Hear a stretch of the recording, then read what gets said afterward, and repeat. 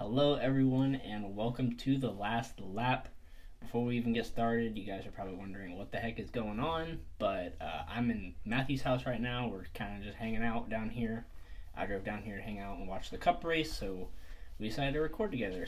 Because why not? So we're here together recording this video, a first time thing on the channel, so we're going to hop into it in just a minute. But before we hop into it, make sure you hit that subscribe button. It does go a long way.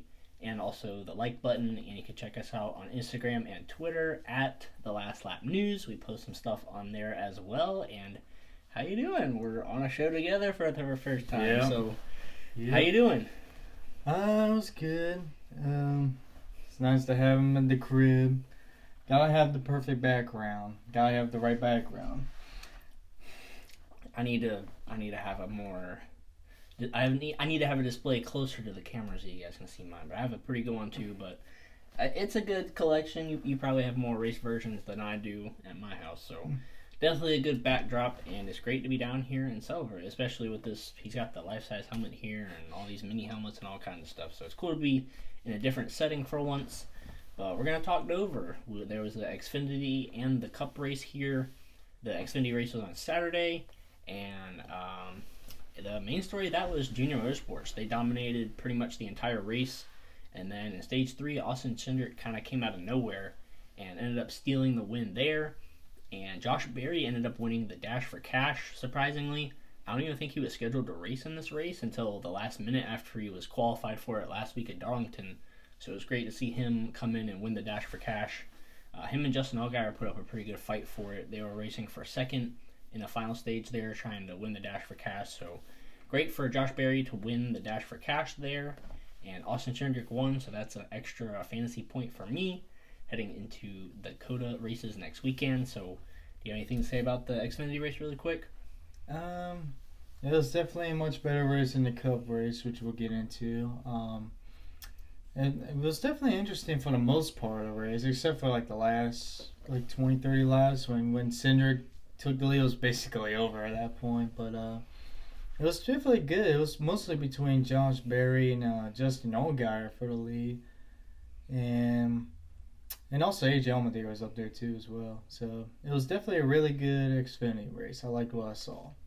I almost forgot, but there was that huge wreck on the backstretch. I think it was in the first stage, but it was involving the 13 car and a few other cars. But the 13 car was spinning backwards down the backstretch and came on top of another car somehow and stayed on top of it or something. It was kind of a weird wreck at Dover, but it was like Monster Jam. Yeah, I know, right? But Dover's known for its big wrecks, especially on the straightaways too, because the straightaways have a bunch of banking and all of that. So that was an interesting wreck. I think it was in the first stage when that happened. But Austin Cindric would get the win, and that would be his third win of the season. So he's already been one of the favorites, and he just solidified his status even more for that. But now we're going to transition into the Cup race really quick. And I don't know Chase Elliott, man, starting in the rear again. This is his, I think on Twitter it said it was his fourth time this season. I think he had to start at the rear. So sounds suspicious to me. I don't know what the heck is wrong with Chase. Suspicious. Last week apparently it was an accident because they left a Packer in the car, and that then they had to take it out, but it was too late, and they took that as an illegal adjustment or whatever. But I don't know. Chase is starting at the rear again, but thankfully it wouldn't hurt him too bad. Early in the race, Kyle Busch, man, just can't have any luck this season. He had an engine problem pretty early in the race, and he was able to ride it out until the competition caution, but I think they established it as a valve stem issue, and that's something you can't really fix.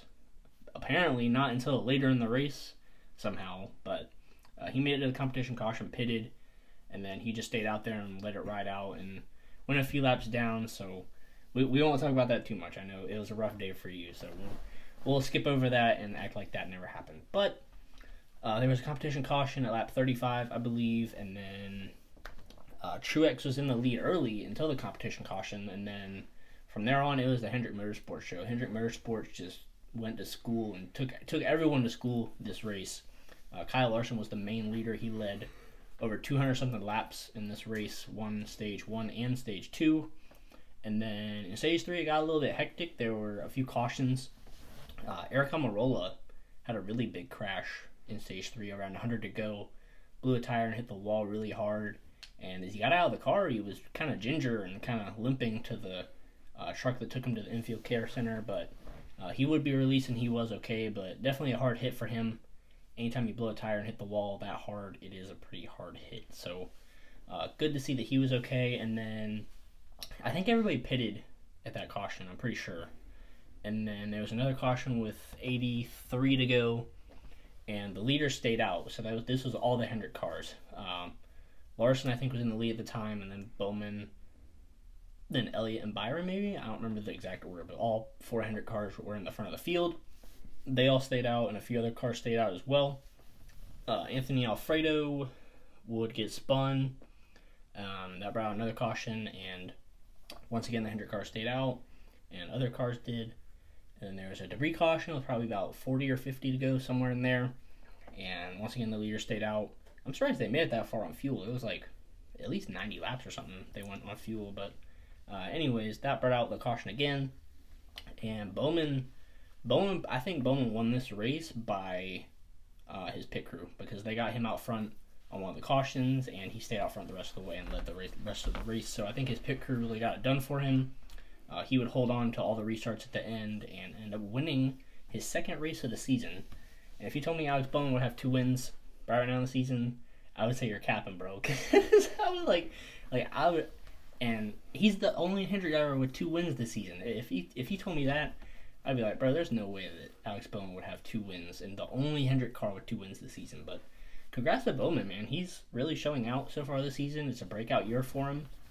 2 wins this early in the season, I think, is great. And Hendrick Motorsports finished 1, 2, 3, 4. This is the 4th time in NASCAR history it's ever happened. And the first time Hendrick Motorsports did it, the last time was Homestead in 2005, I think they said, with like Roush Fenway Racing. So great for Hendrick Motorsports. And I think I've done enough talking. So what do you got to say about this race? I know you don't have to say too much. You're not the biggest Hendrick Motorsports fan like I am. So I know you're probably not super happy, but what do you got to say about this race? I mean, congratulations to them. That's a big accomplishment. But other than that, that was kind of a forgettable race to me. I mean, compared to the Xfinity race, I feel like the Xfinity race had way more, more exciting moments. I'm not talking about crashes. I'm talking about like exciting racing, passing, and it just seemed to be a little dry to me. Congratulations to how about Suarez, who finished top 10, second top 10 for Trackhouse. And Bubba Wallace almost got into top 10, 11th place, best finish of the year for them. So far, I feel like Trackhouse has beaten 2311 Racing as so far as new teams as of right now.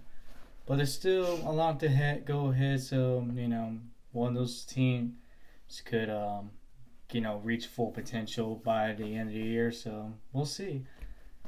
But yeah, it was pretty much Hendrick 1, 2, 3, 4 the whole time, and nothing really much happened. I found it funny how on the ones to watch segment, everyone picked Larson, and guess what happened? He did not win that race. Larson is getting close to being the next Denny Hamlin. He just cannot close these races. This is the 3rd time that he has not closed out a race he should have won. First it was Atlanta, then it was Kansas, and now Dover. He's led too many laps at these tracks, and he's basically just giving them away, it seems like, somehow. I know not all of them are his fault, but, it's still, you can't really choke away these races. Because it doesn't look good when most of the time people notice you in your highlights for finishing second, aka Chicagoland, aka Chicago again with Bowman winning, foreshadowing this race. Well, other than that, it was kind of a forgettable race to me. I'm glad they don't do 2 of these races, because I'm not really going to miss this race. Yeah. I wish they would do Dover twice now, because it's one of Hendrick Motorsports' best tracks. Jimmy Johnson won there 7 times, I'm pretty sure. 11. 11? Yeah, he Oh. has the most wins in Dover. I thought it was 7. Oh. Whoops. He doesn't even know his own team's facts. But it's great to see Alex Bowman get that 48 car back in victory lane, just like Jimmy Johnson did back in the day. So, I think that's it as far as the Cup race goes. Great accomplishment for Hendrick Motorsports, and I think as a team, I think that's great for them. But I think it's still a long season. I think it's a statement performance, but I don't think it's like they're gonna do this every week. So I think it's good that they're all consistent, but I don't think it's going to be something like, oh, it's going to be every week, all 400 cars at the front. But I do think it's great that all 4 of them are consistent at least. So we're going to move on and rate the race really quick. I guess I'll go first. I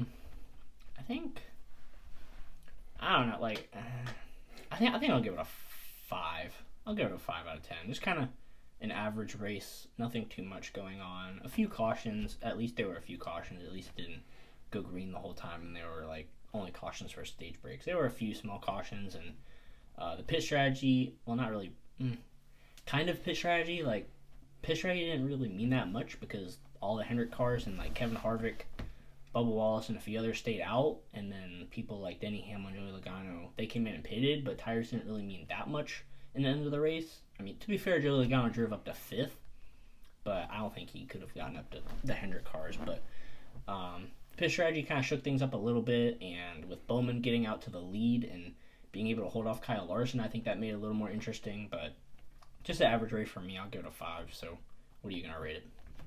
I'm going to give it a 4 out of 10. It seemed forgettable to me.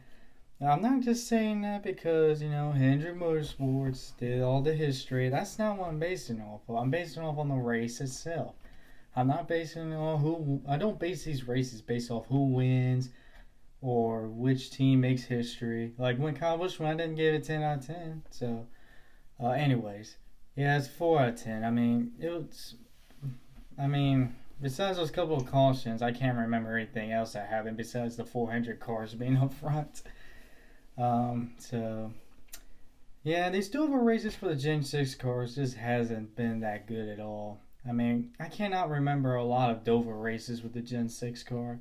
Besides the 2017 with Kyle Elliott, but that was getting interesting very late in the laps with an almost last lap pass. But other than that, I don't remember any other ones, to be honest. So it's 4 out of 10 for me.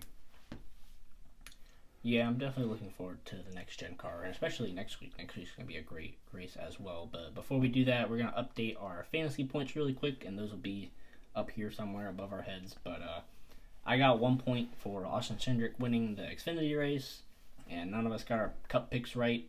Mark Truex Jr. kind of let us down. I was like, he was up front early, and then he had some damage to his nose. I don't know if that affected the car or not, but he just kind of dropped off after the competition caution there. And Larson had the bag. I could have gone 2 points today, but nope. He had to choke that. He had to threw that one away too. Yeah, it was looking pretty good. Early in the race, your 3 picks were running 1, 2, 3 for a while. It was Truex, Larson, and Bowman or Byron running 1, 2, 3 in the start of the race. So I was like, oh no, please don't run away with these fancy points on me. But I got lucky and dodged a bullet there for the Cup race, so I got 1 point, which means I'll be picking my picks for Coda first next week.